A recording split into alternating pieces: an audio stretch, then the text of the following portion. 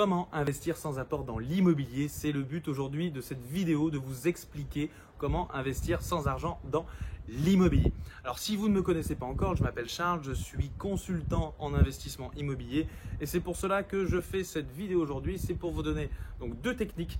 Donc il en existe trois, mais la troisième est réservée donc à mon programme Immo Expert. Je vais vous donner quand même deux techniques qui vont vous permettre d'investir sans apport. Première des techniques, ça sera donc le financement à 110%. Le financement à 110%, c'est ce qui va vous permettre donc d'investir sans apport, juste avec les moyens de la banque. Il suffira lors de l'acquisition de votre bien de dire à votre banque que vous souhaitez être financé à 110%, donc qu'elle apporte les frais de notaire et les frais de garantie. C'est une aubaine pour nous, car en France, nous sommes l'un des rares pays qui finance les frais d'acquisition d'un bien immobilier. Il faut en profiter, ça devient de plus en plus rare. C'est pour cela que je vais donc vous parler de la deuxième technique qui paraît un peu plus compliquée, mais qui est très simple d'utilisation et tout aussi efficace. Avant de vous parler de la deuxième technique, n'hésitez pas à vous abonner à ma chaîne si vous êtes intéressé par l'investissement immobilier, la petite cloche pour recevoir une notification à chaque nouvelle vidéo et ma formation complètement gratuite sur comment investir dans l'immobilier. Toute ma méthode est écrite et ça se trouve dans ma description.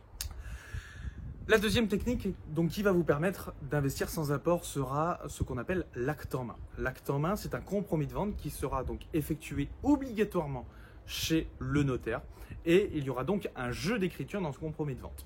Normalement, en tant qu'acheteur, vous devez donc payer le bien immobilier, vous devez donc donner de l'argent au vendeur et vous devez, vous de votre côté, payer les frais de notaire. Ici, on fera un jeu d'écriture pour faire en sorte que ça soit le vendeur, vous devez de l'argent donc au vendeur et le vendeur qui paye ensuite le notaire. Et c'est là où ce jeu d'écriture va nous permettre donc d'avoir des financements sans mettre d'apport de notre poche. Donc lorsque vous irez voir votre banque, sur votre compromis de vente, il sera écrit que vous ne devez rien au notaire, mais en fait ce que vous devez au notaire, vous le donnez au vendeur. Donc la banque va vous financer les frais de notaire indirectement parce qu'elle pense que l'acquisition n'a pas de frais de notaire. Donc attention, c'est une technique qui marche très bien. Il faut que l'acte en main soit bien écrit, donc accompagnez-vous d'un bon notaire. Et attention, il y a certaines banques qui commencent à connaître cette technique. Elles sont rares, mais elles peuvent tilter et vous dire non, on ne financera pas ce bien immobilier. Donc voilà, c'était les deux techniques qui permettent donc d'investir sans apport dans l'immobilier. Si vous voulez savoir la troisième, vous savez ce qu'il vous reste à faire.